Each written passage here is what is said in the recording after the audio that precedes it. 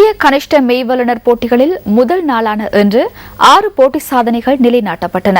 இவற்றில் 2 போட்டி சாதனைகளை வடமாகாண வீராங்கனைகள் நிலைநாட்டியதுடன் 4 தங்கம் அடங்கலாக 8 பதக்கங்களையும் அவர்கள் சுவீகரித்தனர். தேசிய கனிஷ்ட மெய்வல்லுநர் போட்டிகள் கொழும்பு சுகதாஸ் அரங்கில் இன்று ஆரம்பமாகின. 18 வயதுக்குட்பட்ட மகளிருக்கான கோலூன்றி பாய்தலில் யாழ்ப்பாணம் மகாஜனா கல்லூரியின் ஜே அனிதா சாதனையுடன் தங்கப்பதக்கத்தை சுவீகரித்தார்.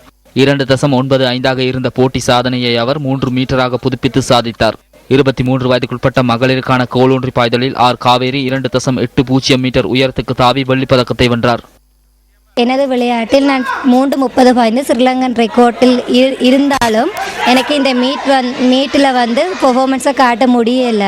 பாவிக்கிற போல் பிரச்சனை காரணமாக எனது லட்சியம் இலங்கை சார்பாக சர்வதேச போட்டியில் கலந்து கொள்ள வேண்டும் என்பது.